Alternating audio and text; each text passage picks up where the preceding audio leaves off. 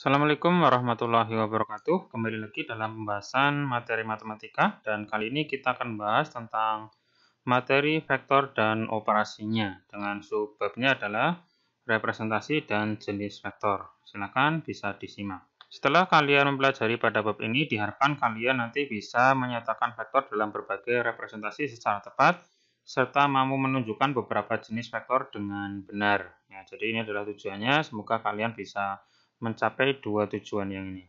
Coba perhatikan dua gambar berikut.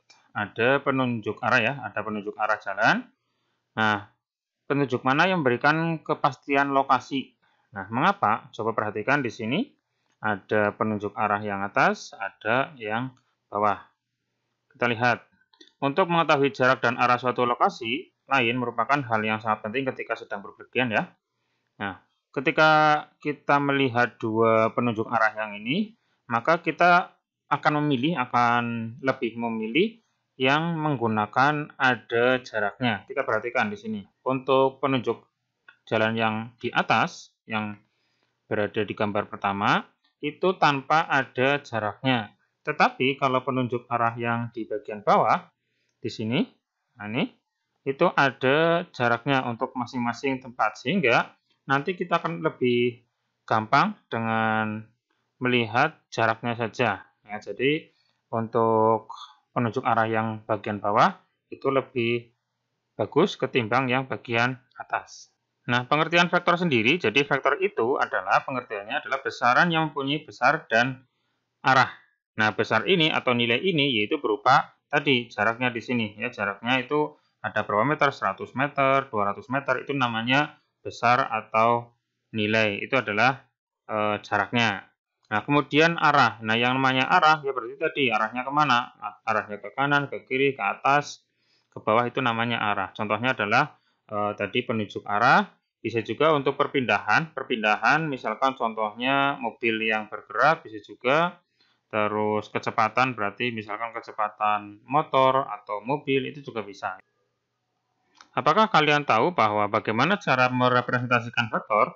Apakah vektor dapat dioperasikan seperti bilangan biasa? Maksudnya dioperasikan itu penjumlahan, pengurangan. Apa pentingnya peran vektor dalam kehidupan sehari-hari? Oke, untuk mengetahui jawaban dari pertanyaan ini, silakan kalian bisa mempelajari bab vektor ya. Sebelum masuk ke materi, kita coba ingat kembali sistem koordinat Kartesius. Jadi pada tingkat sebelumnya atau tingkat SMP MTS, kita sudah mempelajari tentang koordinat Kartesius. Nah, koordinat Kartesius sendiri itu ada dua jenis, yaitu 2 dimensi dan 3 dimensi. Nah, untuk yang 2 dimensi itu dibentuk oleh dua sumbu yang saling tegak lurus, yaitu yang ini sumbu X dan sumbu Y. Kalau 2 dimensi. Sedangkan untuk Kartesius 3 dimensi itu dibentuk oleh 3 sumbu yang saling tegak lurus satu dengan yang lainnya. Di sini di gambar ada sumbu X, ada sumbu Y, ada sumbu Z. Ada 3 ya. Jadi ini merupakan Kartesius yang 3 dimensi. Nah, dalam hari ini nanti kita bahas cuma yang 2 dimensi saja ya. Sekarang kita masuk ke notasi vektor. Jadi vektor itu digambarkan dengan garis lurus, berupa garis lurus yang menghubungkan antara dua buah titik, misalkan ini titik A dan titik B. Kemudian karena tadi vektor itu harus punya arah, maka ini dilambangkan dengan tanda panah. Jadi wajib ada tanda panahnya ya. Yang namanya tanda panah di sini, ini seperti ini. Jadi vektor itu wajib ada nilai dan ada arahnya. Nah, nilainya itu adalah berarti panjangnya ini. Panjangnya berapa senti atau berapa meter. Nah, kemudian arahnya adalah dilambangkan dengan tanda panah. Untuk notasi sendiri atau penulisan vektor itu adalah seperti ini. Bisa kita tulis AB dengan tanda panah di atasnya. Atau juga bisa menuliskan cukup AB saja. Atau bisa juga dengan menuliskan nama garisnya itu. Di sini kan namanya garis A. Maka ini merupakan vektor A. Itu bisa. Nah, coba di sini ada 3 gambar lagi. 1, 2, 3. Nah, dari ketiga gambar ini, apakah ini merupakan vektor? Nah, kita lihat untuk gambar pertama. Di sini itu garisnya lengkung dan vektor sendiri itu harus garisnya adalah garis lurus. Maka untuk gambar pertama ini bukan merupakan vektor. Alasannya adalah karena garisnya bukan garis lurus. Terus kemudian gambar yang kedua. Gambar yang kedua, jika kita lihat lebih seksama, di sini ada tanda panah, tetapi tanda panahnya ada di dua ujungnya. Padahal untuk vektor itu sendiri, itu harus punya arah dan arahnya harus satu. Kemana ya? Ke kanan atau ke kiri, ke atas atau ke bawah, bukan dua-duanya kayak gini. Kalau dua-duanya kayak gini berarti artinya tidak punya arah ya, arahnya tidak tentu, dan ini jadinya bukan merupakan vektor. Jadi vektor itu harus arahnya cuma satu saja. Kemudian yang gambar ketiga. Nah, gambar ketiga ini ya sama tadi yang dengan gambar pertama ya. Harusnya itu berupa garis lurus saja, bukan garis zigzag kayak gini. Jadi untuk gambar 1, gambar 2, dan gambar 3 ini bukan merupakan vektor. Kita lanjutkan ke panjang dan arah vektor. Perhatikan vektor CD dengan panjang 4 dan arahnya membentuk sudut 45 derajat dengan horizontal. Jadi yang namanya panjang atau nilai vektor itu adalah panjang dari vektornya itu sendiri, sedangkan arah itu bisa kita gambarkan di dalam gambar ini yaitu berupa sudut. Sudutnya berapa derajat itu bisa kita sebutkan sebagai arahnya. Arahnya kemana? 45 derajat contohnya seperti itu. Kemudian ada juga vektor lawan atau vektor negatif. Jadi untuk vektor lawan atau vektor negatif sendiri, pengertiannya adalah vektor yang besarnya sama atau panjangnya sama, tetapi arahnya berlawanan dengan suatu vektor. Jadi panjangnya sama antara ini dengan yang ini, itu panjangnya sama, tetapi untuk arahnya itu berlawanan. Berlawanan seperti ini, contohnya ada seorang anak yang berjalan ke kanan, ada juga anak yang berjalan ke kiri. Nah, ini yang dimaksud dengan berlawanan. Jadi arahnya bolak-balik. Jadi satunya ke kanan, satunya ke kiri, atau bisa juga satunya ke atas, satunya ke bawah. Ini namanya berlawanan ya. Misalkan miring juga bisa kayak gini. Ini juga berlawanan. Jadi harus sejajar ya, sejajar ya antara garis pertama dan garis kedua itu sejajar. Kalau tidak sejajar, misalkan gambarnya gini. Satunya kayak gini, satunya kayak gini. Ini namanya tidak berlawanan tapi berpotongan. Yang dimaksud di sini yang vektor lawan itu harus berlawanan. Berlawanan itu ya garisnya harus sejajar. Garisnya harus sejajar, berarti jajaran kayak gini ya. Satunya ke atas, satunya ke bawah, satunya ke kanan, satunya ke kiri. Terus satunya lagi misalkan ke sini, ini juga ke sini. Ya, seperti itu. Itu namanya vektor lawan atau vektor negatif.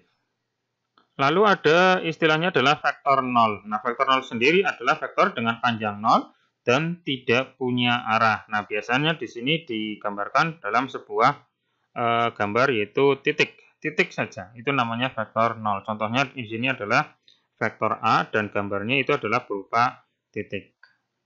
Kemudian berikutnya adalah vektor yang ekuivalen atau vektor yang sama. Apa itu vektor ekuivalen?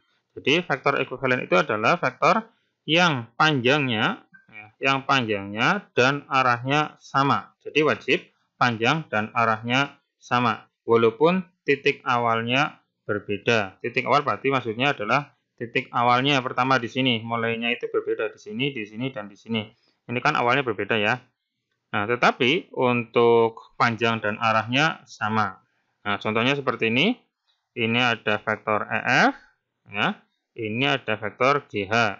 Ini arahnya sama, ya, sama-sama ke atas ini arahnya sama.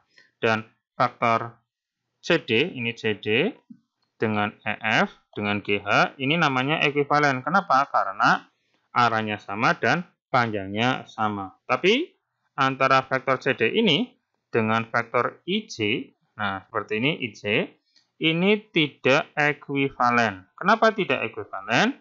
Karena ini jelas ya arahnya, satunya ke sini, satunya ke sini.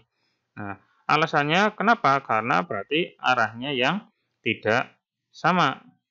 Arah beda ya, atau tidak sama. Jadi vektor CD ini tidak ekuivalen dengan yang IJ. Alasannya adalah karena arahnya berbeda. Sedangkan untuk ekuivalen sendiri, itu syaratnya harus sama. Sama panjangnya dan sama arahnya. Nah, coba kalian perhatikan di dalam segitiga berikut. Ada segitiga sama sisi, yaitu A, B, C. Segitiga sama sisi berarti ketiga sisinya sama panjang ya. Terus di masing-masing sisinya itu ada titik L, titik M, dan titik N. ini dibagi 2 sehingga berada di tengah-tengah antara sini dan sini. Ini semuanya panjangnya sama. Oke, sekarang perhatikan dari gambar ini. Pertanyaan pertama adalah sebutkan vektor yang panjangnya sama dengan vektor AC. Berarti dari sini ke sini itu yang sama itu vektor mana? Jadi yang panjangnya sama. Kalian bisa mencari vektor yang panjangnya sama dengan AC, berarti adalah vektor AB ya. Kenapa? Karena ini merupakan segitiga sama sisi. Kalau segitiga sama sisi kan sisinya sama ya. Nah, selain AB ada juga BC. Nah, berarti yang sama dengan vektor AC adalah AB dan BC. Nah, silakan nanti untuk yang berikutnya, vektor lawan, vektor ekuivalen, dan vektor nol bisa kalian coba sendiri dengan melihat tadi materi di sheet sebelumnya ya, atau di video sebelumnya. Nah, silakan nanti kalian bisa mengerjakan juga untuk soal ini, gambarkan vektor kecepatan mobil dan kecepatan pesawat. Kalian nanti gambarkan dan berikut di sini ada berikan nama vektornya ya. Gambarkan vektornya. Silakan nanti kalian coba sendiri ya. Oke, seperti itu saja untuk materi vektor. Seperti itu nanti kita lanjutkan ke video berikutnya dalam pembahasan tentang operasi vektor. Tadi adalah jenis-jenis vektor. Sampai ketemu lagi nanti di video saya berikutnya. Cukup sekian. Assalamualaikum warahmatullahi wabarakatuh.